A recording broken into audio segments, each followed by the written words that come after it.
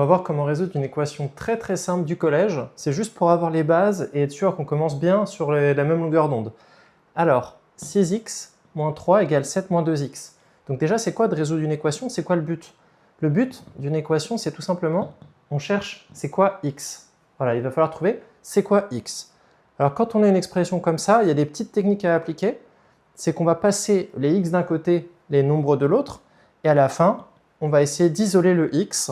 Et une fois qu'on l'a trouvé, on écrit un grand S, les solutions, et on dit ce que ça vaut. Donc maintenant, je te montre concrètement comment on va faire. Donc première étape, cette expression, tu peux dire que cette expression, elle est équivalente à une nouvelle expression. Donc là, il n'y a pas de difficulté, tout est un petit peu avec des additions, des soustractions. On n'a pas de choses très compliquées à faire. Ce qu'il faut juste penser à faire, c'est passer les x d'un côté, les nombres de l'autre. Donc le 6x, il est déjà à gauche, on n'y touche pas. Par contre, le moins 2x, tu veux le passer à gauche du égal. Donc quand tu vas faire ça, tu as le droit, mais tu dois passer, dès que tu passes un nombre de l'autre côté, quand c'est une addition ou une soustraction, tu dois changer le signe. Pareil, le moins 3, on va le changer de signe. Donc le moins 3 va devenir plus 3. Et le 7, on le laisse. Donc finalement, qu'est-ce qu'on a ici? On nous dit que 8x est égal à 10.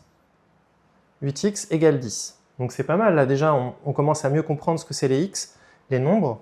Alors maintenant on voudrait savoir, ok, 8x vaut 10, mais si 8x vaut 10, combien vaut un seul x? Eh bien pour faire ça, quand tu as un produit égal à un nombre, c'est l'avant-dernière étape, tu vas faire un produit en croix. Tu vas dire équivalent à x égale 10 huitièmes.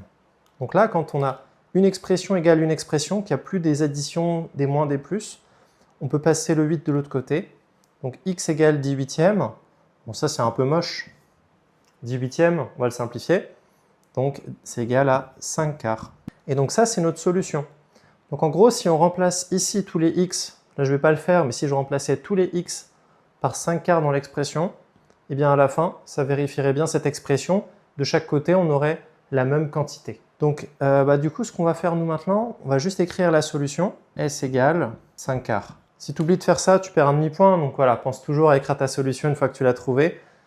Et c'est tout ce qu'il y a à savoir. Donc ça, c'est les deux trucs de base. Dès qu'on passe un terme de l'autre côté, on change de signe. Quand on arrive avec un nombre de x égale un nombre, là, il faut faire un produit en croix. C'est les deux règles majeures. Si tu maîtrises ça, tu feras déjà partie des élèves pas mal sur les équations. Allez, abonne-toi et on se retrouve dans la prochaine vidéo.